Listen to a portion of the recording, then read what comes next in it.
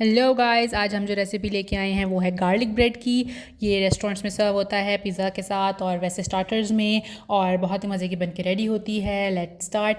हम थोड़े से क्लोव्स लेंगे 4 to 5 और उसके ऊपर हम डालेंगे ऑलिव ऑयल, उसको फॉइल के ऊपर रख लेंगे और हम इसको अभी ओवन में थोड़ा सा ग्रिल करेंगे ताकि कच्चापन जो है वो गार्लिक का वो ख़त्म हो जाए।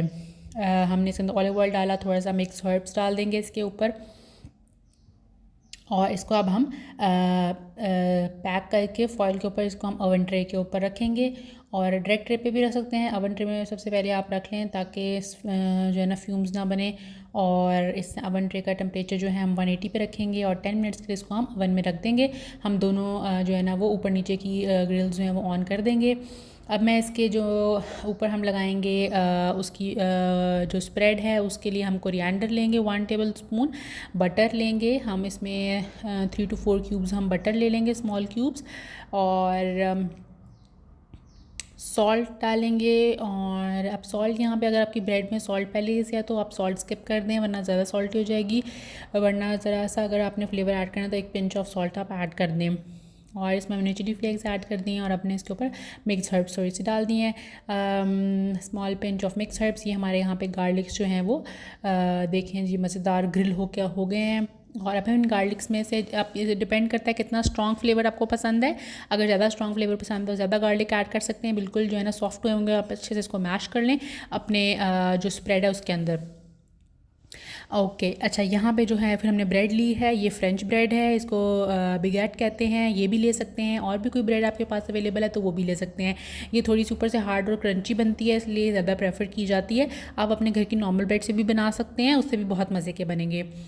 अब ये जो हमने स्प्रेड बनाया था ये हम इसके ऊपर अच्छे से स्प्रेड कर देंगे और जितना ज़्यादा लगाएं, जितना आपको फ्लेवर स्ट्रॉन्ग करना है उतना लगाएं।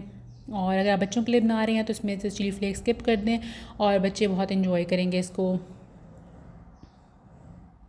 ये अच्छी तरह हमने इसके ऊपर स्प्रेड कर देना है और ये पूरा होल ब्रेड के लिए मिक्सचर रेडी हो जाएगा। ऊपर से हम चीज़ लेंगे, जनरस अमाउंट ऑफ चीज़ हम इसके ऊपर सेट कर देंगे